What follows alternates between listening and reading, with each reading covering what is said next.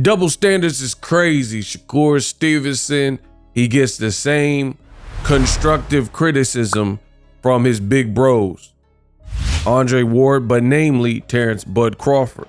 Now, let me do this. I had to do a follow-up video. Check my last video. I'll try to put a card at the end of this video. I talked and did an unpack. We unpack coming to you live. Right?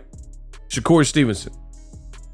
I said in the video some things and most people get it, as is the case with most of my videos, because I'm the best in the business and it's not even close.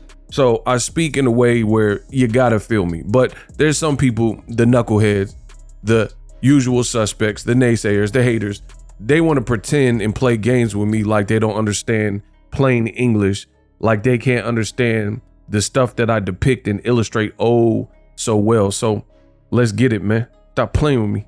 So in the video, I talked about this clip that is now leaked online, and it's basically an epilogue, behind the scenes footage of Shakur Stevenson after the Artem Haratunian fight. And he was sitting down on the couch, like, you know, the top rank, whatever, locker room.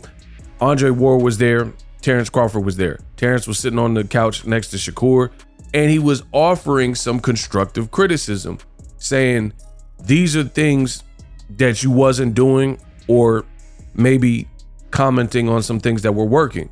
For example, I'm just paraphrasing. The link is in the description so you can watch the clip. I posted it. It got over 100,000 views on my X page.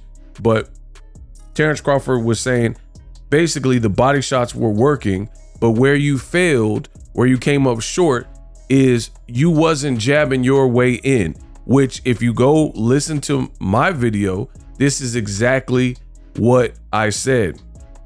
You gotta be who you are as a fighter, right? Shakur, maybe the pressure, maybe the criticism, he's living almost, it's like a person who's cheating on his old lady, right? Where you're living a dual life, you're living a double life, right? Where you got a wife and kids at home, but then secretly you sneaking out. You saying you going to work an extra shift at work, but you really with the next side piece or whatever. That's a double life. Shakur Stevenson, in my honest, humble opinion, is kind of living a double life. He's acting like he's embracing the Shakira Twitterson moniker and nickname that people gave him. And he's like going tweet heavy and acting unfazed. But true stoics and true alpha males understand that that's not how you would really be acting if you were truly a stoic, if you were truly unfazed. Sometimes no response, I've always learned this. Listen, sometimes no response is a response. That would be probably the best thing that Shakur can do. And when I do these videos, some people, they try to make it about me, right? It's crazy. It just shows you that I'm the voice in boxing, that I'm the realist, and people pay attention to what I'm saying. Because no matter what the topic is, they'll be like, oh, you hate this fighter or this, that. I'm just imparting what I see in this game. You can hate it or love it, say whatever you want about the channel. That's it. I hit my record button, speak my mind, get it off my chest. My job done. Done. I feel great because I got it off my chest and the world listened to me. So people always try to flip it and make it about me. Like, oh, you hate Shakur, you hate the fighter. If I truly, who I am as a person, I'm real as they come. If I truly hated a person, let's say in this example, Shakur, I wouldn't even be giving him advice if I truly felt like that, because I would want him to fail. So the stuff I say is constructive criticism, whether you like the approach or how I worded or the analogy I gave, I don't care. But that's just a thing or two about me. So in the comment section, some people, they try to flip it on me and say, oh, he listened to Dre and Terrence Crawford because he respects them and he doesn't respect you, ego. You clearly didn't even listen to the video, because the whole premise of the video is that you're in a room full of goats, Terrence Crawford and Andre SOG Ward, and you were talking over them as they were giving you opinions. So again, the idiots who tried to, I guess, insult me or make it about me, they're saying, oh, that's because they're pro fighters, ego, and he respects their opinion. Well, that defeats the whole purpose of the video, because the whole video is about how you have that type of seniority in your room after your win, and they're telling you the do's and don'ts and what they observed, and you're so busy defending and explaining and trying to justify, oh man, he was moving up. Oh, I tried, man, I let my hands go. I was letting my hands. Bro, listen, that's all you have to do. And I notice it with this generation particularly. This young generation, they want to be headstrong and the go-getters. And I understand when you're young, that's maybe part of it. But I feel like this generation, particularly guys 30, under 30, it's even worse, especially in boxing, because they came up in kind of a social media era where at school they had iPads and phones and stuff like that. And it's kind of like almost desensitized their brains. And some of them can't take, and we live in a PC society and culture now where people will protect you if you're being bullied and stuff. Back in the day when I was coming up, if you got bullied, you just got bullied. It is what it is. You had to figure that out. You know what I mean? There was no like, oh, I'm going to sue you, or, you know, I'll videotape it and then you'll get in trouble and lose your job. It was nothing like that. It was just like you got bullied. You had to use your resources or use your brain to figure out how to deal with that. So we're in different times. I get that. But the importance of the video that I made, the last video, card at the end of this video, is these fighters, these young fighters, they really should listen. You know, I don't know how people got that confused in my last video and try to make it about me talking about, oh, that's because he respects Ward and Crawford. Obviously, he's not showing it at that given moment because he wasn't listening to them too. Furthermore, let's talk about the double standards. In that video, I also said this, which I want to double down on. Shakur Stevenson, he's not insulting either Andre Ward or Terrence Crawford when they're saying what probably 90% of the people, if not more, are saying about Shakur Stevenson. Now we're getting to the double standards. How is it that when Crawford says, you are not letting your hands go, sir, you should have let your hands go, then you had Shakur try to get defensive. Oh man, I was trying, but he was moving and I was I was putting my punches, and he's trying to overtalk, which is obviously a problem. He did that to his grandfather in the ring, but Crawford is not saying anything different. And then when Shakur kept talking, if you look at Crawford's face, he just looked he was looking at Shakur kind of crazy, like, all right, like, I'm trying to help you, you know what I mean? And I think that's one of the biggest takeaways that Shakur can improve on. Listen a whole lot more. You got one mouth and two ears, so you can listen twice as much. And I just find the double standards funny when it comes to Shakur Stevenson. He'll be like, I don't even respect y'all. I don't respect y'all. Y'all don't box and blah, blah, blah. But then I know there's trolls. I understand this. I've been in the game making content for 10 plus years online, my whole business online. So I understand that first and foremost, what a troll is. But a lot of what people are saying isn't even trolling, right? So you can't really justify it. And you really can't justify it when some people such as myself are saying exactly what the pro boxers are saying. So how can you not, quote unquote, respect it when it's coming from a boxing ego? But boxing ego is saying the same thing that Terrence Crawford said. You wasn't letting your hands go. And again, what hurts Shakur here is, for me, he not beating Tank Davis. I don't care what you talking about.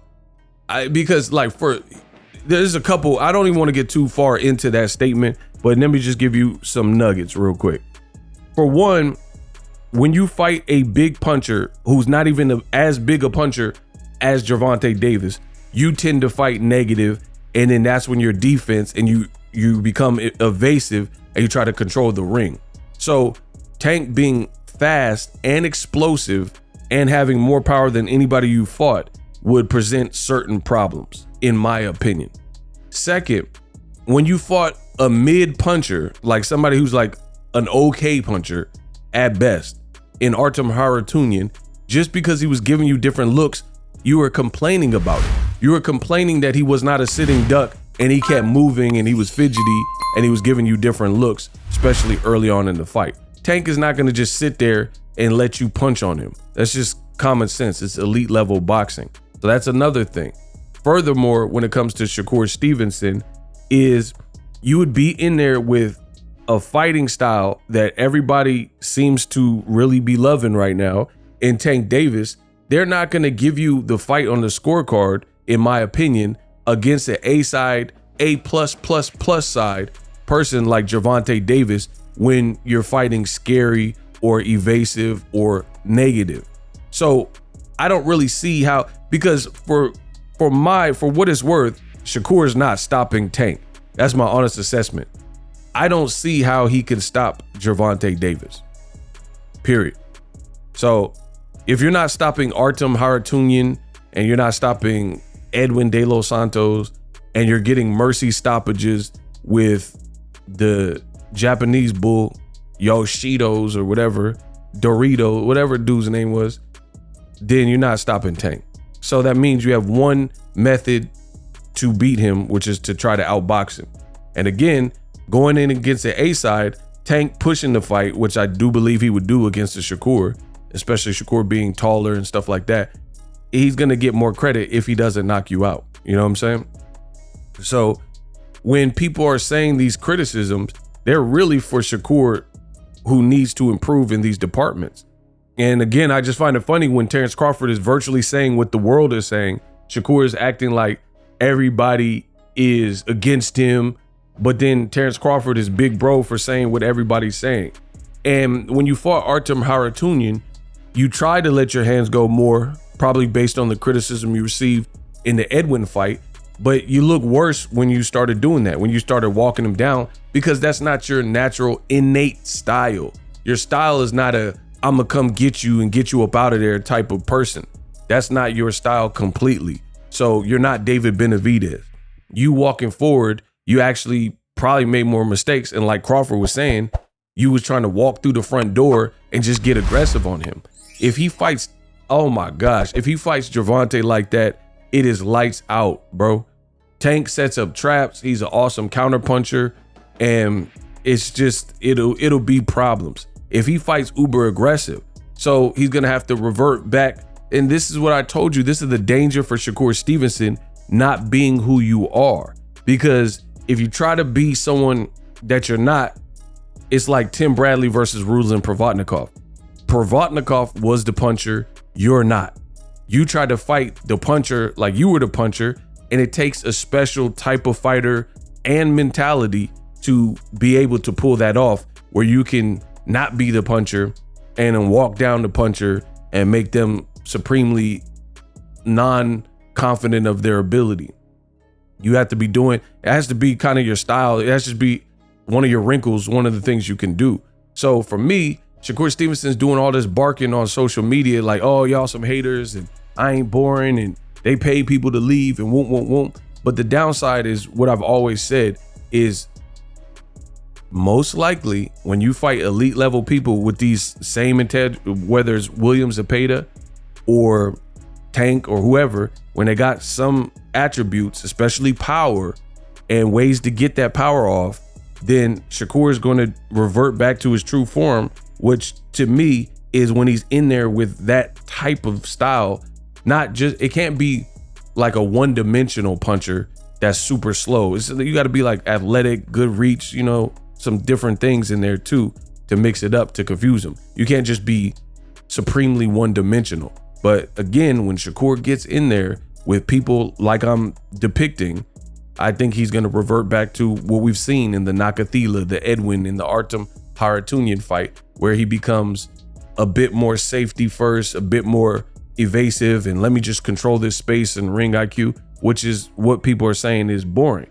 If he tries to be something he's not against these upper echelons, you know, Muratayas and different people like that, I think he's going to look worse. So Crawford was definitely providing in like definite game to increase and help Shakur's game. but I think he was talking. He was too busy talking. And I think that could be part of Shakur's downfall. And I just find it funny, as I said throughout this video, that everybody else is the bad guy and enemies when we say it. But then when Crawford says virtually identically what Boxing Ego said, or whoever, we become like stupid or casuals or name calling. And some people are saying, oh, it's you, Ego. He just doesn't respect your opinion. He's acting the same way to Ishe Smith, to Berto. So you can't just say, oh, Ego, it's because you're a YouTuber. He don't want to hear that because you're a YouTuber and you're not a pro fighter. Because Ishe Smith was a pro fighter. Andre Berto is a pro fighter. And Tim Bradley, and he talking bad and responding back to all of them too. So you can't just blame it on me, even though you bums want to. You can't blame, oh, you're a YouTuber, so it's not coming from the right source. There's actual fighters who are saying much of it. Marcus Brown, he's saying you're boring, right? So you can't just say, oh, it's Ego, Cameron, and Mace because we're podcasters and, you know, part of digital media. There's boxers saying the same thing and he's barking and snapping at them. Checkmate.